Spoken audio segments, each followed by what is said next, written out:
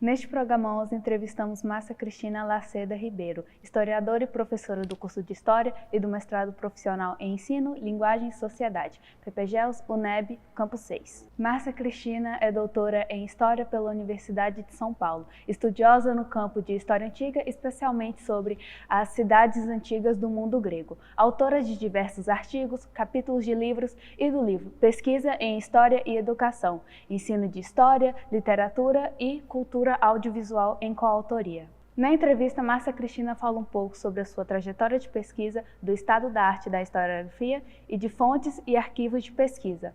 Assista, se inscreva, comente, deixe seu like e compartilhe o vídeo.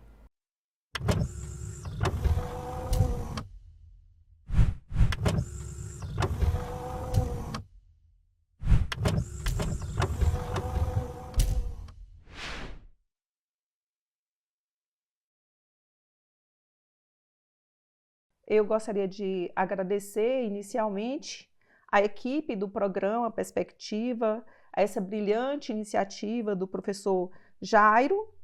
E eu gostaria de começar dizendo que quando eu era criança e até uma adolescente, eu queria ser médica e rica.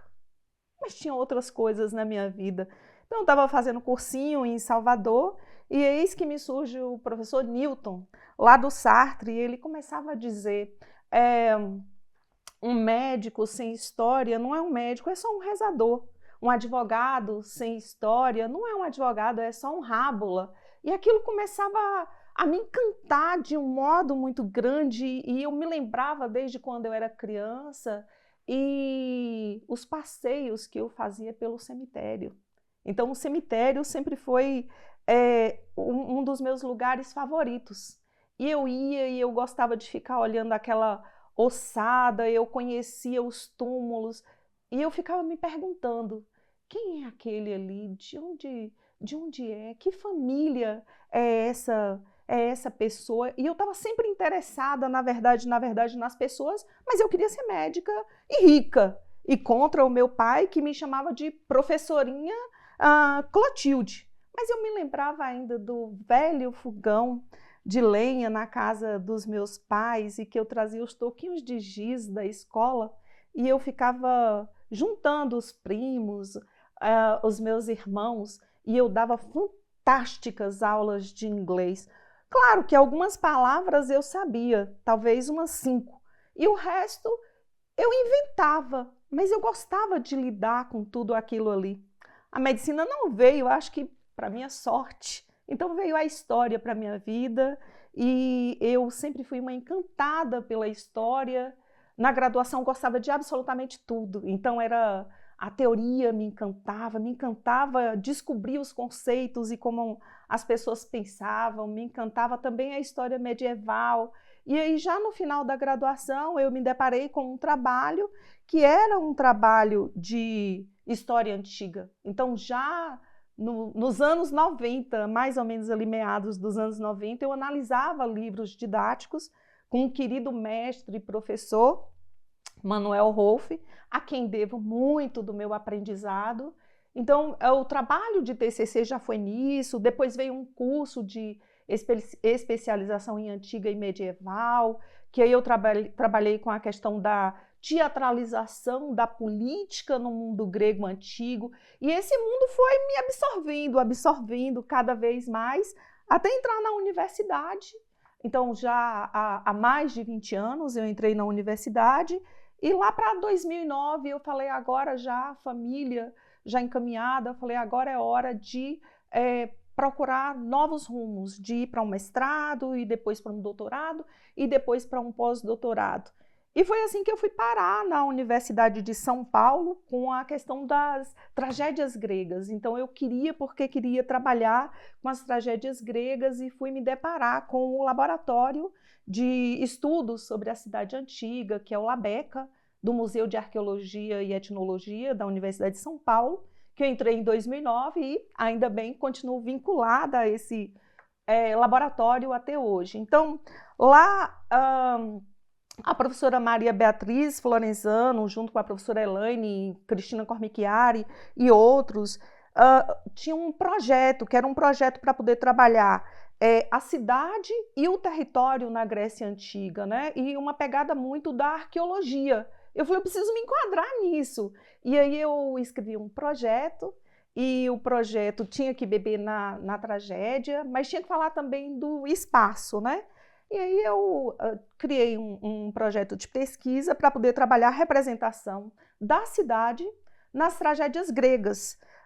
O espaço construído e o espaço concebido. Então, a partir da concepção dos poetas trágicos, eu trabalhava a própria organização do espaço, a especialização dos espaços da cidade, enfim, caminhei por aí e terminei construindo a minha tese de doutorado, que eu trabalhei com 10 tragédias gregas, foi o meu material essencial de pesquisa, né, a minha fonte primária. Eu parti disso, dessas 10 tragédias gregas, e estudava o espaço da cidade. Então, em cada uma das tragédias, eu falava como é que eu vou me reinventar, como é que eu vou me inserir na arqueologia e construir um trabalho por onde eu queria que ele passasse, que era a literatura grega, mas que ao mesmo tempo ele também fosse um trabalho da arqueologia.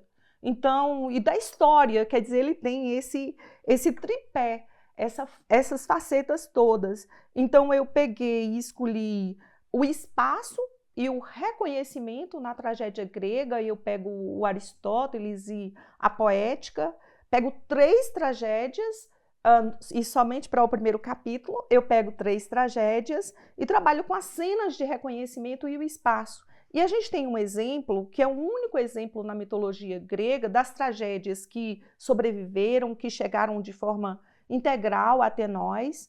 A gente tem um exemplo de 3 poetas que tratam exatamente do mesmo mito. Eles contam a mesma história. Então, o Ésquilo, que escreveu em 458 a.C., e está ali nas Coéforas, né? Ele conta a história de Electra, de Orestes e dessa família, né, do Agamenon, da morte do Agamenon, que é o pai, pela esposa, pela Clitemnestra. Então, a gente tem as Coéforas, e a gente tem 2 Electras, escritas em 415 a.C., uma escrita por Sófocles e a outra escrita por Eurípides. Então, as 3 tragédias que bebem do mesmo material, contando exatamente a mesma história.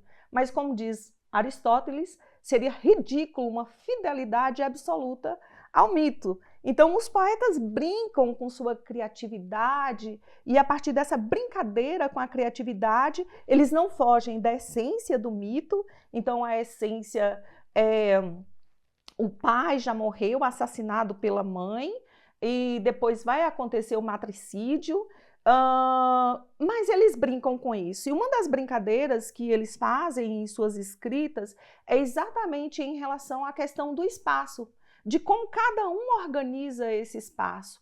Então, nesse capítulo, eu pude perceber a fundamentalidade do espaço para os gregos antigos, e como a ideia da escolha do espaço não é algo ingênuo, e ela interfere ali muito diretamente na escolha que cada um faz.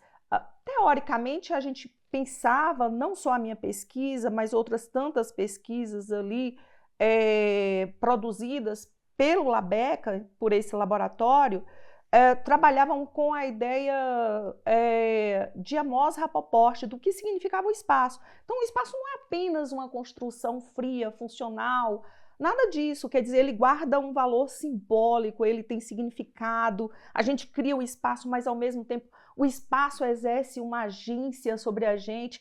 E aí eu fui trabalhando mais, eu falei, eu quero mais, eu quero mais e eu quero mais. Aí eu fui trabalhar, eu falei, tá pouco para o doutorado. Eu falei, eu quero também a identidade, um capítulo com a identidade e o espaço. Aí eu escolho uma outra tragédia grega e vou pensar a tragédia grega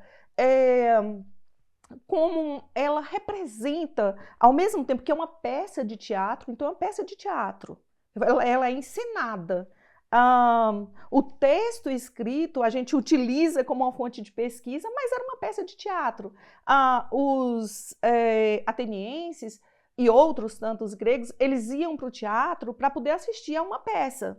Então, essa peça, ela diz muito para a gente em vários sentidos, como diz o Vidal-Naquet, o próprio mito, que é esse elemento básico dessa peça de teatro que é a tragédia, representa um espelho quebrado do social e do político. Então era dessa forma que a gente queria ver. Eu queria ver o século V, a materialidade, a realidade do século V, com as lentes dos poetas. Então lá se foi com a questão da identidade, depois também com a questão das fronteiras, depois com a própria questão da mobilidade dos gregos. Então eu pego um estudo de caso, que é o Menelau, ele está ali presente, ou ele pelo menos é citado bastante em 6 tragédias das 10 que eu trabalhei, e eu faço um estudo de caso vendo como é que os gregos eles se movimentavam nesse mundo grego.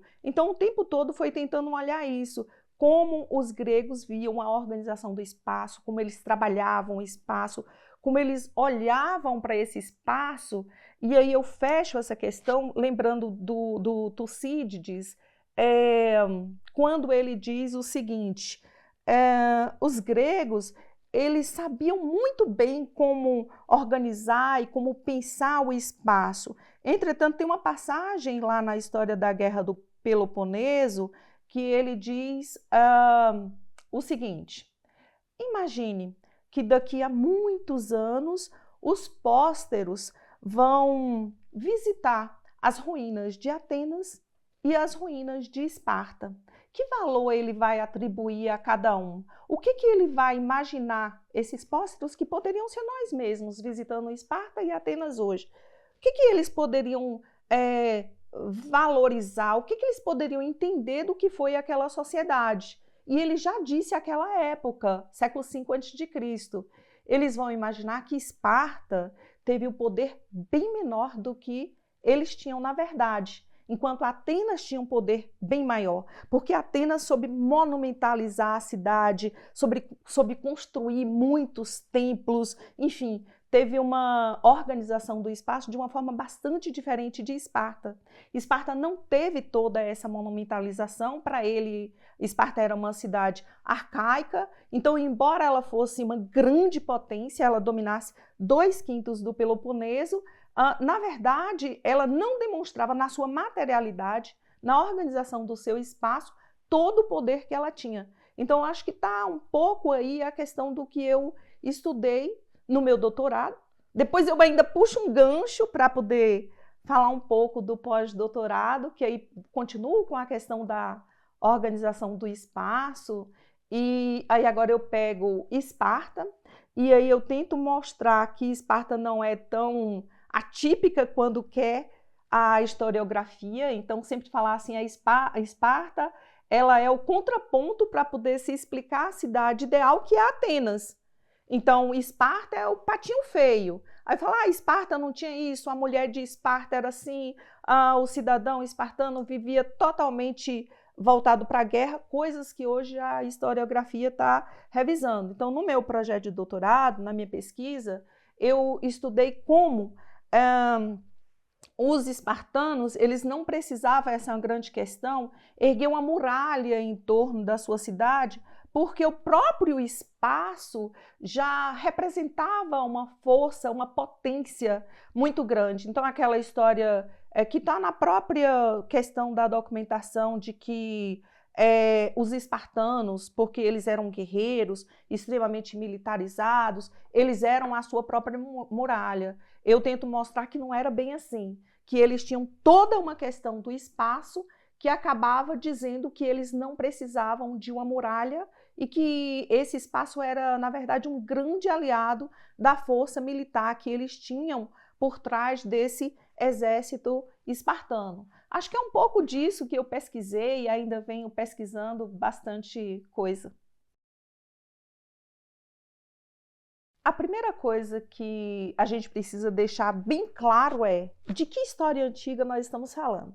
Então, a gente tem uma história antiga gestada nos séculos XIX, século XX, que aí a gente voltando um pouquinho, a gente gosta de repetir, né? a história é filha do seu tempo. Então, a história responde a quê? As nossas inquietações, as nossas angústias. É isso que a gente busca. Então, tem até aquela velha história que eu me lembro de um colega muito querido da UFRJ, o André Leonardo Chevitarese, que lá há muito tempo ele me dizia: Márcia, não existe historiador e historiadora do passado. Somos todos historiadores e historiadoras do tempo presente. Exatamente pelas palavras do próprio Brodel ou então do Marc Bloch, dessa inquietação desse presente que a gente busca o passado. Então essa história que a gente tinha até bem pouco tempo, que é uma história eurocêntrica, uma história que tentava explicar-se como a partir apenas de questões internas, ela já não existe mais. Ela foi uma história criada no século XIX para atender a um propósito, que é a criação dos próprios estados nacionais, para defender uma ideologia. Então era assim uma história eurocêntrica, uma história fechada em determinadas explicações e que tentava pegar tanto Grécia como Roma para poder servir de pano de fundo e deixando outras tantas histórias ali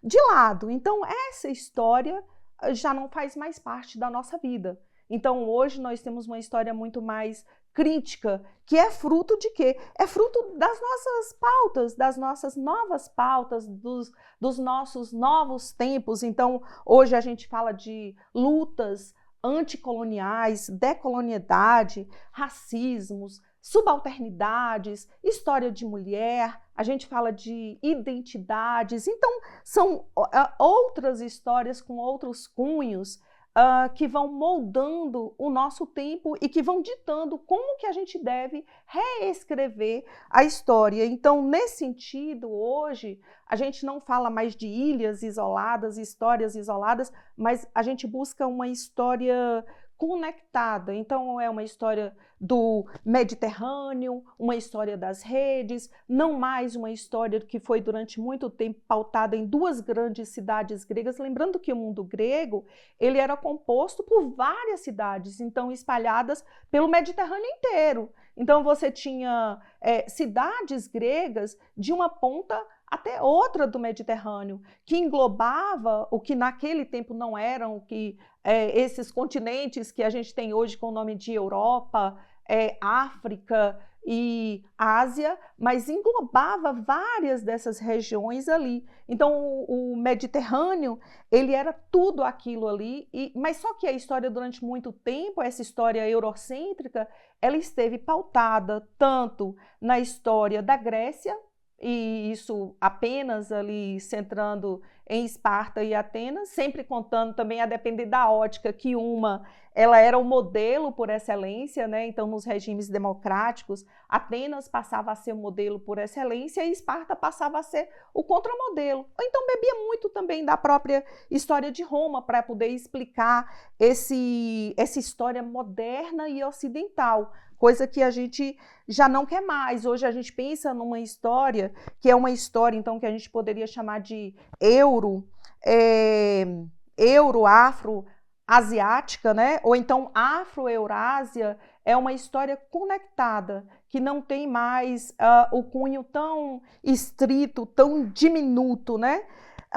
Acho que uma das questões para a gente poder discutir, então pelo menos para a gente poder começar a entender um pouco dessa mudança da história, dessa nova forma crítica de se pensar, aí eu teria 2 textos para poder indicar, apenas para a gente poder pensar dentro desse cenário. Então, um que foi publicado lá em 2003, na revista Politeia, pelo Norberto Luiz Guarinello, querido, que faleceu há pouco tempo, uma pessoa que contribuiu muito com a história antiga. Então, ele fala sobre a morfologia da história, acho que depois pode deixar na descrição essas indicações todas. Então, ele fala sobre como que a história sempre foi gestada ali por esses séculos, né? Então, é uma história que parecia ter um objetivo e uma história que começava no Egito, jogava a bola para a Pérsia, que jogava a bola para a Grécia, que jogava a bola para os romanos, mas era uma história interna e uma história que não tinha conexão, não tinha uma conexão mais geral. Então, o Norberto Guarinello, ele já apontava para isso no início lá do século XXI, né? 2003. E um outro texto, que é um texto bem mais recente, de 2020, do Fábio Morales e do Uiran Gebara, História Antiga e História Global, Afluentes e Confluências. Então, é exatamente o que esses colegas, eles tentam fazer um link entre uma história global e uma história antiga. E nesse texto, que é muito interessante, eles fazem uma crítica a essa velha história antiga e eles mostram um desenho de como se está escrito agora um novo contorno do que é essa história antiga que nós fazemos hoje, que nós fazemos em sala de aula, que nós fazemos nas nossas pesquisas, que infelizmente ainda não chegou aos materiais didáticos, aos livros didáticos. Essa história ainda não está presente, a gente ainda deve isso. Então, para começar, tem esses dois textos, para poder localizar que tipo de história. Depois eu escolhi um outro que é usado, é muito um manualzinho usado em tudo quanto é graduação, os colegas estão usando. Então, a reflexão que o próprio Norberto Luiz Guarinello, que eu já citei um texto dele, e agora eu estou citando um livro dele. Então, o História Antiga do Norberto Guarinello, ele começou a pensar isso lá no final dos anos 90, início dos anos 2000. Ele começa jogando ali primeiro com o texto que eu falei, que está publicado na Politeia, e depois ele lança esse livrinho aqui em 2013, e depois ele é reeditado. Então, que é um livro bem interessante, bem introdutório, para poder se falar sobre essa história antiga, essa nova história antiga, a história antiga contemporânea, como ela está sendo escrita, esse Mediterrâneo com os processos de integração dentro do Mediterrâneo. Então, isso é super importante. Ele fala sobre as várias hegemonias que estão dentro do Mediterrâneo, ali, depois as cidades-estados também. Então, é um livro muito interessante e que, ao final de cada capítulo, ele apresenta para a gente um conjunto de autores, de outras indicações, então, assim, também atualizados, né, de uma história antiga que a gente precisa pensar e repensar. Então, acho que esse aqui é um pontapé inicial e que dá conta de fazer uma boa abordagem, lembrando que a gente está falando aqui para um público que está se iniciando, né? Não é um público ainda especialista, embora os especialistas adorem também esse livro. Bom, outro livro que eu gostaria de indicar, que é muito divertido, é esse aqui, de um arqueólogo, né, o Theodoros Papakostas. Esse livro. Imagina toda a história antiga contada por um arqueólogo numa parada quando o elevador quebra. Nossa, muito interessante. Então, nesse livrinho aqui, que é um diálogo divertido, surpreendente, que fala para a gente sobre história, sobre mitologia, sobre a arqueologia grega, contada por um arqueólogo de uma forma divertida. Então, acho que esse aqui é uma outra pegada, é uma outra vertente, uma coisa que eu gostaria de indicar também. E, por fim, eu indico esse livro, que eu adoro, é um dos meus favoritos, né? Sem falar nas tragédias gregas, nas comédias e tantos outros, mas esse aqui, que é um livro de Aristóteles, Ética a Nicômaco. Nicômaco seria, então, o filho de Aristóteles, e é um livro super interessante. Acho que é muito bom para a gente poder fazer uma reflexão hoje sobre eudaimonia. Então, eudaimonia, que é o conceito de felicidade para os gregos, né? Onde é que mora a felicidade? Onde é que a gente deve buscar essa tal felicidade? Nas ações que praticamos, mas não em qualquer ação no futuro, né? Deixa eu me aposentar, deixa eu terminar esse trabalho para o happy hour, para eu ser feliz lá na frente. Não, para eu ser feliz agora, enquanto eu gravo aqui para vocês. Então, a eudaimonia tem que estar exatamente naquilo que a gente faz. E aí ele vem com todas as questões que ele pensa e que ainda está muito em voga, ainda está muito presente, que nós precisamos discutir sobre a ética, né? O que é a ética, onde é que mora a ética. Então, eu acho que esse livro é muito bom. Então, eu indico, para ficar somente nesses 3 e mais nos 2 textos, eu indico esse livro, Ética a Nicômaco. Vocês vão adorar, eu tenho certeza disso. Quando a gente fala em temas da história grega antiga, para os graduandos começarem a pensar, para eles se iniciarem nesse universo maravilhoso da pesquisa grega, os temas são infinitos. Então, se a gente puder pensar, por exemplo, na questão, o que é que eu gosto?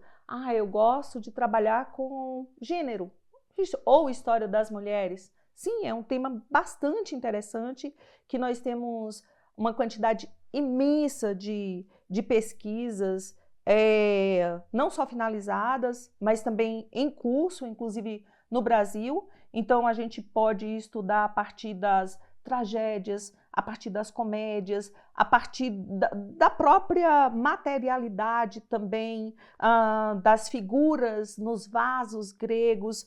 A gente pode pensar em temas como a sexualidade, mas a gente pode pensar também nos camponeses antigos, a gente pode pensar na questão das fronteiras, da amizade, dos casamentos, da religiosidade. Então, assim, os temas gregos, eles são os mais amplos possíveis, porque é possível de se explorar praticamente qualquer tema que a gente puder pensar dentro de um universo do que nós temos, não só dos textos escritos, e aí tem uma questão super interessante para poder falar.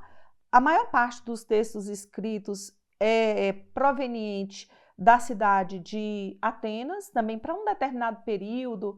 A questão da documentação, ela é muito frágil, tem períodos que estão bem cobertos, outros períodos não, mas a gente tem muitos textos que são de uma variedade muito grande, então textos filosóficos, textos literários, históricos, trágicos, cômicos, poesias. Então, dá para fazer um recorte muito bom. Acho que temos também a questão das fontes arqueológicas. Hoje em dia, quem trabalha com a história antiga grega, dificilmente vai trabalhar apenas com o texto escrito. Não, vai trabalhar com o texto escrito aliado também a fontes materiais, que tem muito a nos dizer. Ela é uma ciência por si só, a arqueologia, ela se basta por si só, mas para a gente ela é também muito importante para poder fazer esse apanhado de uma forma mais geral. Então, tem vários temas. Acho que uma coisa interessante é que hoje na internet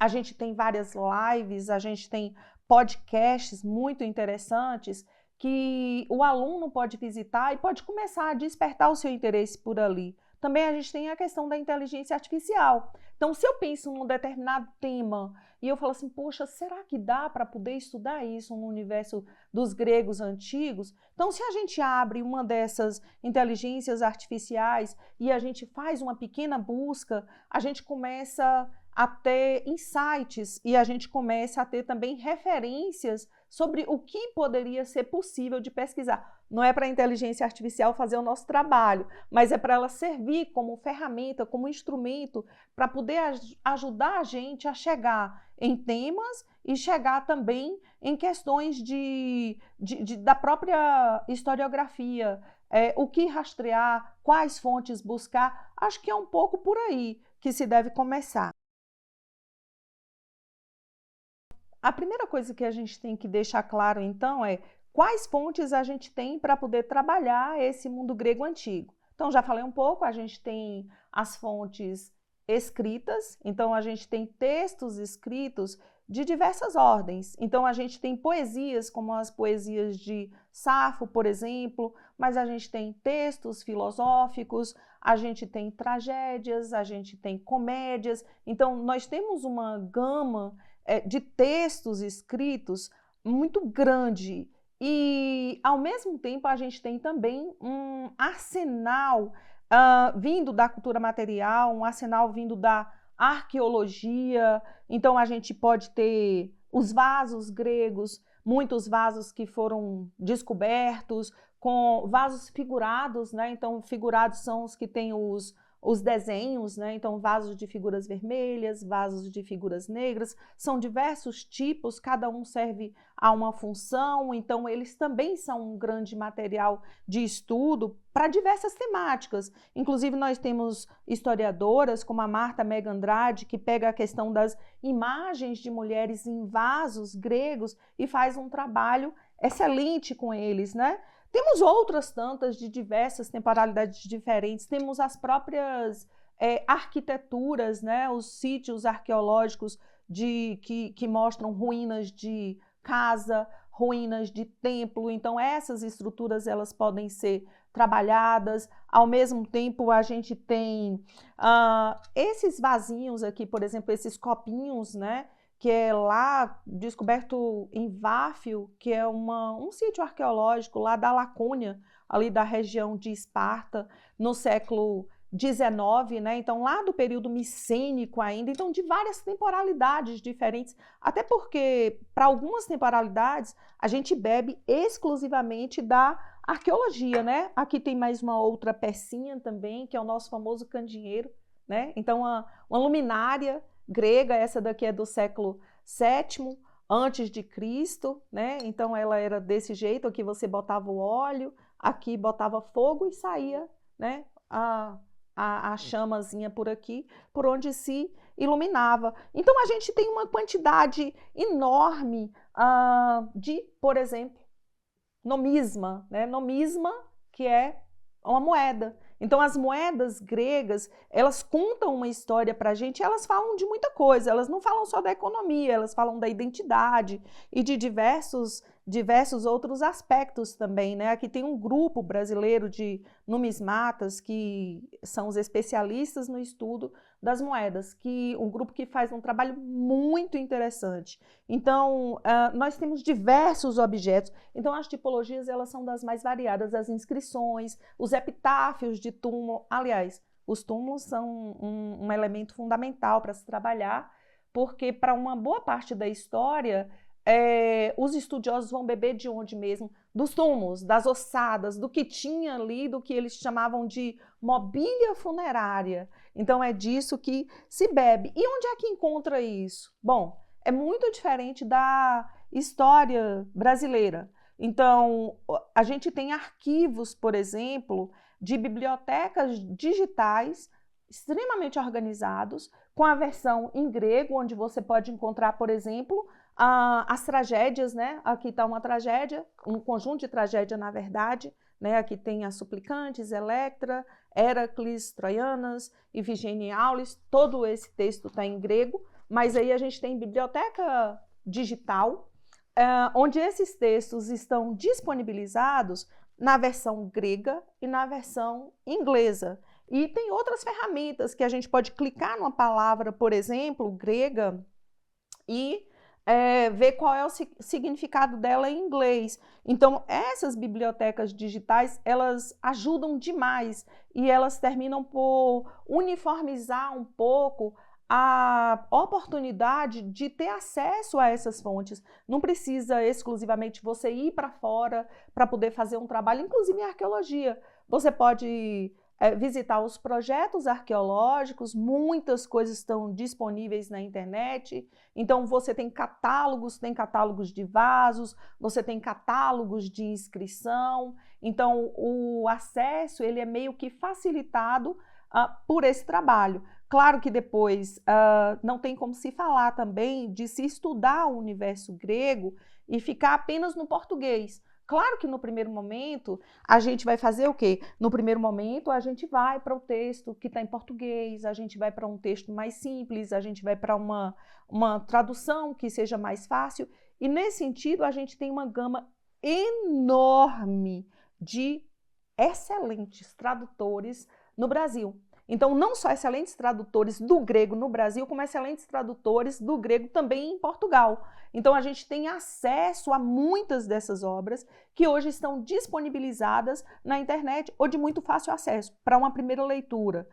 Quem vai se aprofundar nos estudos da Grécia Antiga não vai ficar no português, evidentemente. Precisa ter o traquejo para poder lidar com outras línguas. Então, toda uma produção que está em inglês, e a depender da região de onde você está pesquisando os gregos, às vezes tem uma produção que é maior dos franceses, às vezes uma produção maior de italianos ou de ingleses. Então, a gente tem de ver isso. E depois, num outro nível, também a gente precisa aprender a língua grega, que não é mais nenhuma coisa tão difícil, tendo hoje as ferramentas que nós temos com a internet. Então, nesse sentido, a gente tem vários sites, projetos, e tem muita coisa disponível na internet. A gente não tem dificuldade de pesquisa nesse sentido, é sentar, buscar e estudar mesmo, e se aprofundar. Acho que é um pouco por aí. O mito, para o grego antigo, ele é, antes de tudo, a explicação da realidade. Portanto, ele é um relato verdadeiro e sagrado. Então, explica a história dos deuses, explica a história das grandes famílias, explica a história dos heróis. Então, o fogo existe. Por que o fogo existe? Então, tem um mito para poder explicar isso. A morte, do mesmo jeito. Isso vale para os gregos, mas vale também para outras tantas sociedades que explicam as suas questões, as suas crenças, a partir de quê? A partir dos seus mitos. Então, ele é, antes de mais nada, um relato sagrado. E ele chega para a gente desse universo grego, a partir de algumas fontes. Então, a gente tem na arte, nos vasos gregos, de novo para os vasos gregos figurados, tem muitas cenas da mitologia grega, então nas esculturas dos templos também. Então a arte é uma das formas que a gente recebe essa mitologia grega, mas a gente tem também as fontes escritas, então aí a gente pode falar da Teogonia, de Hesíodo, lá do século VII a.C., acho que um pouco antes disso. A gente pode falar de Homero, da Ilíada e da Odisseia. Aí tem uma coisa importante também, que o mito, ele era pedagógico, né? Então, as crianças, elas já nasciam, e quando elas eram amamentadas ali pelas amas de leite, pela própria mãe, elas já começavam a ouvir aquelas histórias contadas da mitologia grega. Então elas aprendiam tudo ali, era muito pedagógico nesse sentido. E uma outra fonte também que é muito interessante, que foi o que eu falei lá no início, que tem a ver com o meu doutorado, é a tragédia grega. Então, a tragédia grega, ela bebe de quê? Ela bebe do mito. Então, a tragédia, eu falei que é uma peça de teatro. Então, uma peça de teatro encenada num momento específico da cidade. Então, um momento cívico da cidade. Em grandes festivais, as Lenéias ou as Dionisíacas, você tinha apresentação no teatro, diversas outras apresentações, inclusive as comédias também, mas você tinha as tragédias. E o poeta que quisesse fazer parte do concurso teatral, trágico, ele tinha que fazer uma inscrição, igual um concurso de música que se faz, por exemplo, nos tempos de hoje. Você escreve a sua música e o poeta, ele escrevia ali uma trilogia, né? Então, em geral, eram três tragédias, né? Numa sequência, depois um drama satírico. E para ele poder escrever essas tragédias, ele escrevia o quê? Escrevia a partir da oralidade. Então, o mito, ele não é escrito, o mito é oral, o mito é história oral. Esse mito chega para a gente aqui na tragédia, por exemplo, enquanto escrito, mas ele é uma história oral que o poeta pega e o poeta dá uma roupagem, escrevendo essencialmente uma história de uma família importante, como a história de Édipo, a história de Medeia, ou a história do Agamenon, do Menelau, então da Ifigênia. Então, o mito chega para a gente dessa forma. E como é que a gente trabalha o mito, né? Esse relato verdadeiro, mas que ao mesmo tempo é um mito, é uma ficção. como é que a gente trabalha? Então, um pouco daquilo que eu falei antes, lembrando lá do Vidal-Naquet, o mito, ele é o quê? Ele é o reflexo da sociedade. Ele é o reflexo como se fosse um espelho. Então, vamos imaginar o que ele fala, a metáfora é essa, de um espelho quebrado. Quando a gente olha através de um espelho quebrado, a gente não consegue ver o todo, a gente não consegue vislumbrar o todo, mas a gente sabe que os fragmentos estão ali. Então, ao mesmo tempo que a tragédia, ou o próprio Homero, ou o próprio Hesíodo, eles estão falando do mito, eles estão falando da sua própria sociedade. E é assim que nós estudamos esses relatos que chegam até nós, ou mesmo a arte retratando esses mitos que chegam até nós. É dessa forma, como um espelho quebrado da realidade, tentando enxergar ali nuances da vida social, econômica, do cotidiano, daqueles gregos, daquelas gregas antigas. Então, é um pouco por aí. E depois disso, como é que esse mito se espalha tanto e como que até hoje a gente assiste peças, né? A gente assiste peças baseadas na Lisístrata. Então, a Lisístrata, que é uma comédia de Aristófanes, ou a gente assiste, que é uma comédia, ou a gente assiste peças como a Medeia e outras tantas, né? A Antígona também, e releituras, e mais releituras e releituras na música, na própria arquitetura, e sem falar no próprio cinema. Como que o cinema retrata para a gente esses mitos, né? Então, não é o mito grego, e a gente não tem de procurar o mito grego no Percy Jackson, evidentemente, né? Mas como a gente pode aprender, a partir da história do Percy Jackson, elementos desse mundo grego, mas elementos não do que era o mundo grego, porque o diretor não tem essa obrigação, ou aquele que está fazendo uma reescrita não tem essa obrigação, né? Mas é entender essa sociedade que gera o Percy Jackson, então o seu próprio tempo, né? O tempo da sua produção, mas também como que ele bebe daqueles elementos ali. Ou então, para poder falar aí indo um pouco mais longe, né? Aqui, do Cacoianes, né? Aqui a gente tem a Electra, a Ifigênia, as Troianas, ou seja, do Cacoianes, como é que ele bebeu dessa mitologia para poder fazer essa filmografia? Não tem nenhuma obrigação, a gente já está cansado de saber, com a realidade da documentação que a gente tem, embora eu goste de falar que a Electra do Cacoianes é muito, muito solvida, né? Tem muitos elementos da própria Electra do Eurípides, mas isso não é uma obrigação de forma nenhuma e não tem que ser dessa forma. Aí a gente falava antes, né? Antes tem a Troia, os 300, aí os 300 todo mundo pensa assim, olha para mim e fala assim, professora, então Márcia, conta aí a história. Eu falo, mas a história não era bem assim, porque aqui estava baseado nos quadrinhos e tal e tal.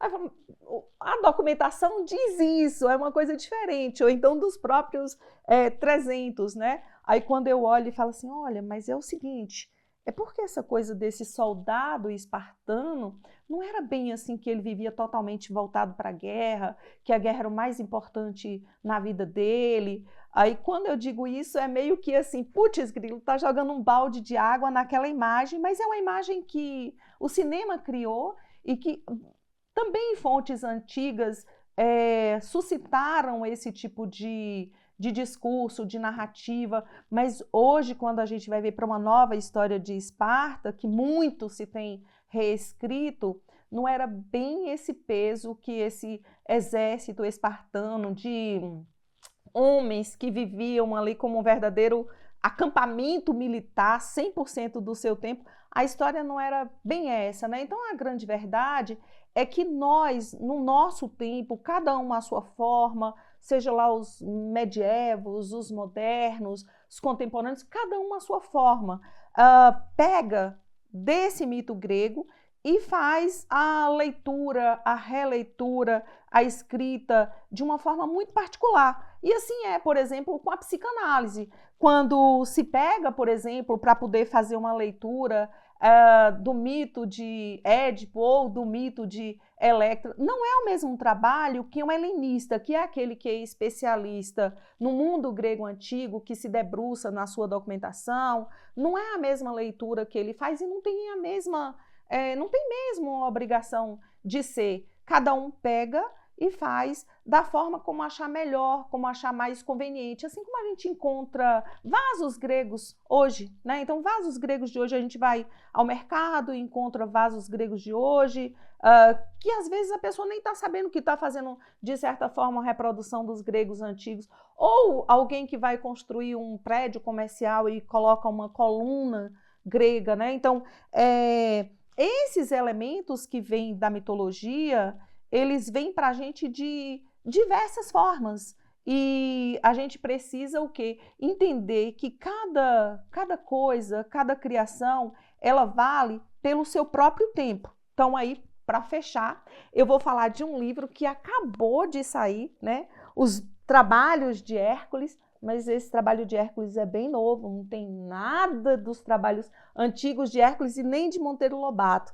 Esses trabalhos de Hércules aqui, eles são escritos a partir de uma perspectiva brasileira. Então, duas professoras, né, a Adriane da Silva Duarte e Camila Aline Zanon, elas são as organizadoras desse livro aqui. Elas escolheram diversos estudiosos da arqueologia, da história, da literatura, até da poesia, porque tem poesia aqui também. Então, elas escolheram diversos estudiosos, especialistas, para poder que cada um escrever sobre um dos trabalhos de Hércules. E eu estou aqui. Eu estou no 11º trabalho de Hércules e eu falo sobre o Jardim das Hespérides. Então, é justamente quando Hércules vai fazer o seu 11º trabalho. E como o convite tinha sido feito pela Adriane, para que a gente fizesse uma releitura, que não fosse o mesmo do mesmo, a gente não iria contar a mesma história do que estava na documentação, mas que seria um livro muito mais para divulgação do próprio Hércules, né, que em grego a gente chama de Hércules. Eu falei, então tá bom, tá topado o desafio. E a história toda começa nessa sala, que é a minha sala, que se chama Ádito. Ádito, que é a parte onde ficava somente a sacerdotisa, que recebia o consulente no templo grego, que muita gente não tinha acesso, e que Pausanias diz que quem entrasse lá e saísse contando, tagarelando o que viu lá dentro, morria. Mas Davi gosta de entrar aqui.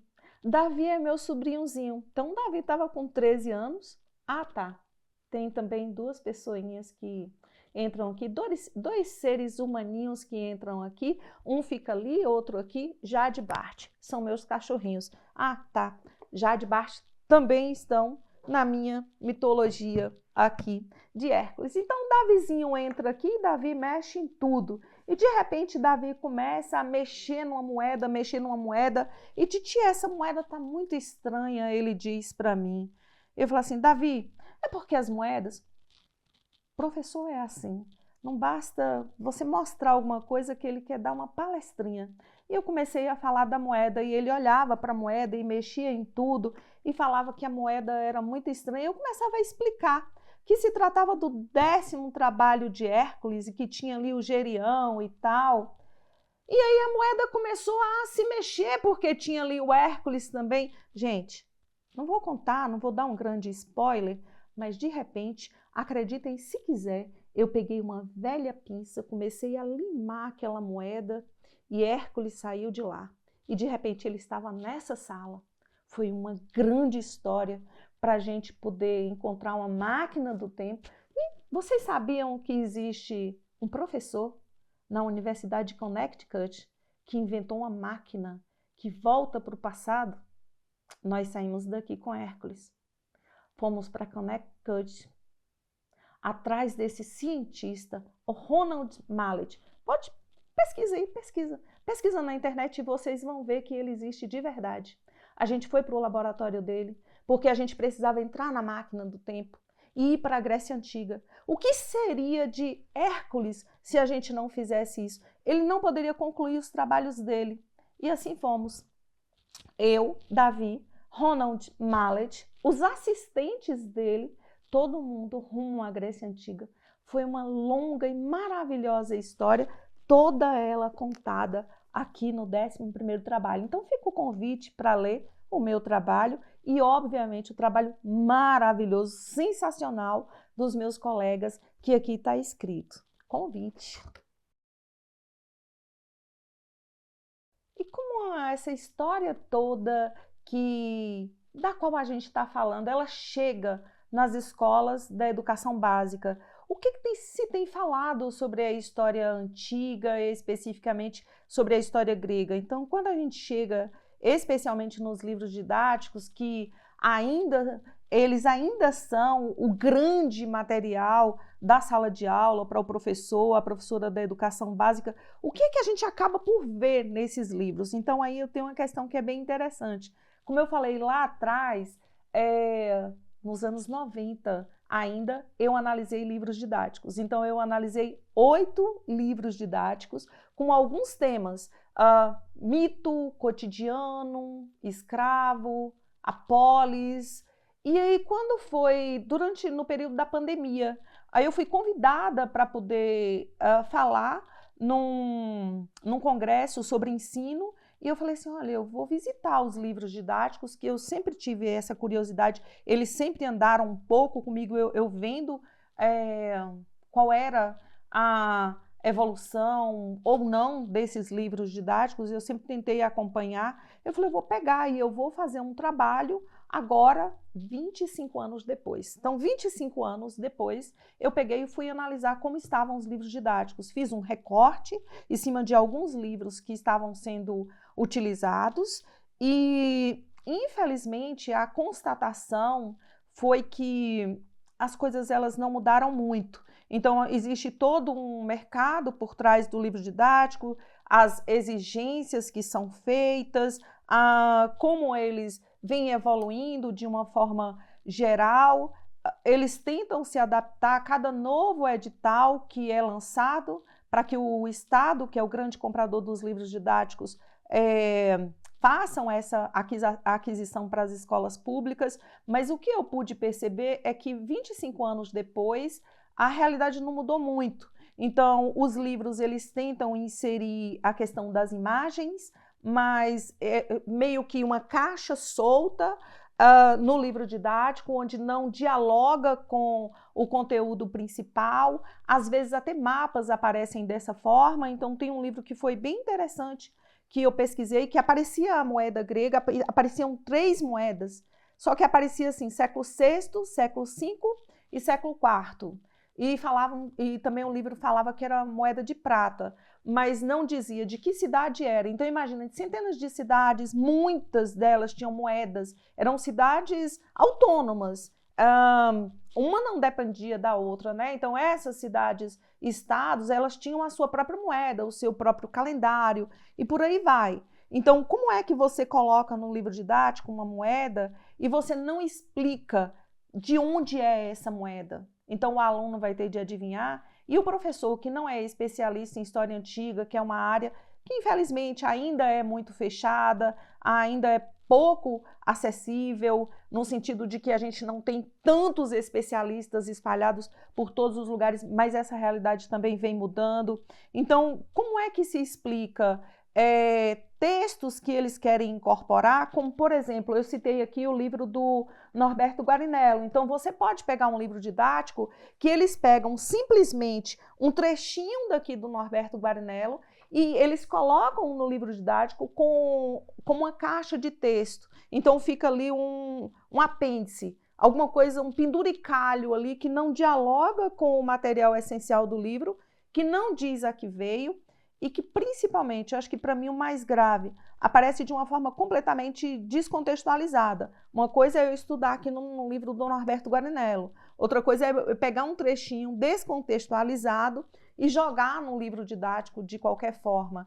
Então, assim, a história, ela ainda está devendo muito, muito, muito, muito. Essa história acadêmica, essa história que a gente está produzindo, ainda está devendo muito para o livro didático, que ainda, infelizmente, está também muito centrada numa história de cidades, e aí, para finalizar, uma história de Atenas é uma cidade modelo e, principalmente, Atenas é uma cidade modelo cujo objetivo era chegar à democracia.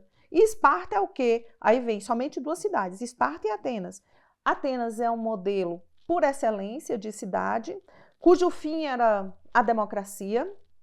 Em contrapartida, a gente tem o antimodelo. Então, esse antimodelo que é Esparta. Então, Esparta militarizada é sempre esse binômio, a democracia e o militarismo. Então, os soldados armados o tempo todo, o acampamento militar e a democracia como destino manifesto. Nossa, então a realidade era muito plural nessas centenas de cidades gregas, né?